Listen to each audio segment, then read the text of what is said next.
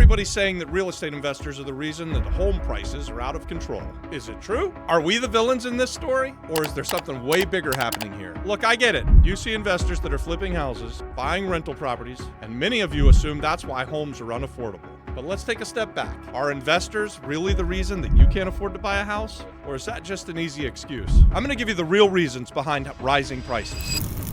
Supply and demand, baby. Economics 101. There's a housing shortage. Builders haven't been able to keep up with demand since 2008. There's more people looking for houses and there's fewer houses to buy. So what happens? Prices go up. Here's another one. This one's a big one. Interest rates. A few years ago, we had historically low interest rates and anybody could afford to buy a nice house. Now, fast forward, 3 or 4 years, interest rates have soared, housing prices have gone up. If borrowing is cheap, people can buy more. More people can afford stuff. When the interest rates go up and borrowing the money gets more expensive, it's a hell of a lot harder to buy a house, especially if there's a housing shortage. Guess what else has gone up, guys, with this hyperinflation that we just went through? We've seen labor costs go through the roof, and this causes prices to go up.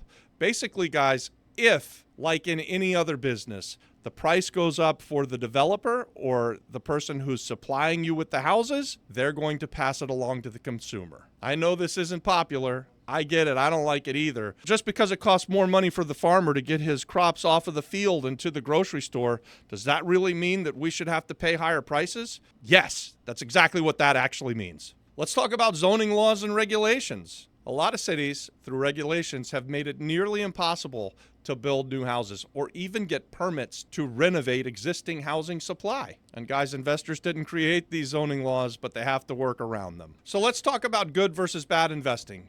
And yes, some gigantic corporations and hedge funds are buying up rental property supply. Most investors are buying neglected properties, especially value-add real estate investors like we are, and like you are if you subscribe to our channel. We're buying up the stock, the housing stock that needs massive renovation. And then, once it's renovated, putting it back into the market. And that helps with the supply issue, right? So the more houses that can go on the market because you, the real estate investor, buys something that needs a whole bunch of work and fixes it up and then puts it back on the market, you're actually causing a downward pressure on the market, and rents can go down and prices can even out. And then that leads me to the next thing, market influence. Investors play inside of the system. They don't control it. So take us, for example. We're value-add real estate investors, and when we're looking at a distressed asset, we are looking at what that property will sell for at its highest and best use, and that's set by the market. It really doesn't have anything to do with me. I then buy the property down here, and I force the equity by renovating the property, and then I sell it at what other things that are like it on the market are already selling for. So as a real estate investor, I have very, very little control over what the actual end price is going to be for the retail buyer. So let's talk big picture. Government policies, tax incentives, low interest rates, and some stimulus money all pumped cash into the economy. And investors, unfortunately, we didn't print that money. Governments printed that money.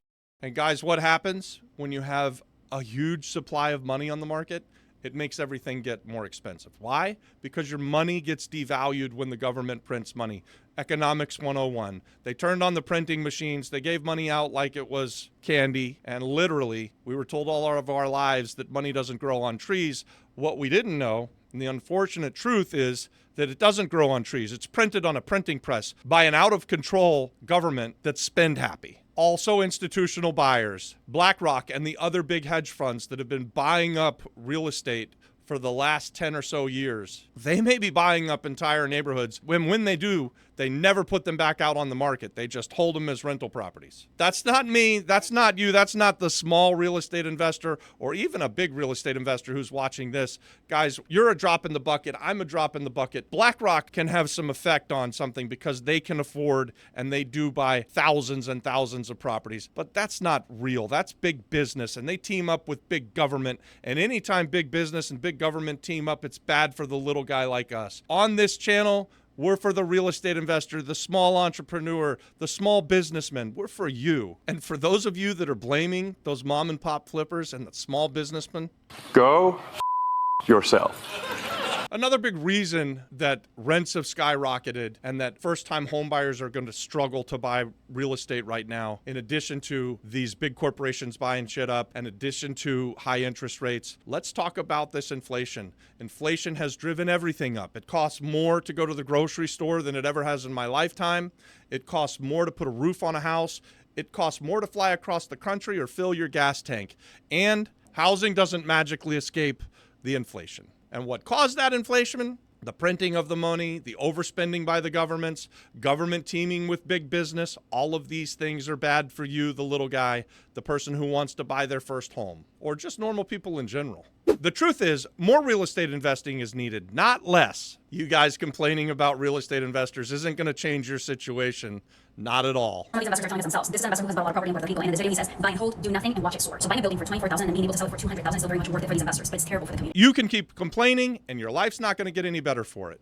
But if you're willing to take the time to learn about some of these things and change what you do and the way you think about stuff, educate yourself a little bit, in other words, and live into this great capitalist society that we have, you could change your life for the better. So what am I talking about? I want to encourage anyone who's listening to the sound of my voice by telling you that real estate investor is the great equalizer. Real estate has been building wealth for people for generations, actually centuries. It's the easiest asset to borrow against and to buy without any money. Anyone who's listening to me could become a real estate investor. And we've got other content out there where we show you exactly what we've done and how we do it. We even talk about why, and we're constantly inviting you to come and learn, to come and network, maybe even partner with us on a deal. So find the link in the description for the free community on School. It's called the Flip Flop Flipper Real Estate Investor Community, and join us over there. When you do, send me a DM. Tell me that you saw the video and that you want to talk about becoming a real estate investor. Listen, by investing in real estate, you can become part of the solution. And if you want to be a value-add real estate investor like us, you can add to the supply by going out and finding the great deal of a lifetime, bringing the zombie houses back up to life, and then putting them back on the market, thereby increasing supply in the market. If you're tired of watching prices increase and feeling stuck, and you want to break out of the system that's broken, it's time to flip the script. I'm dropping strategies on this channel every week to help you break into this real estate investing life. And guys, it's a good life. Stop being a victim. Subscribe to the channel. You can change your life. There's greatness inside of you. I actually do believe in you, and I believe that anybody can become a real estate investor. And guys, you don't need a bunch of money to do it. Anybody can do it. Real estate is the greatest investment since sliced bread. Come on, let's go.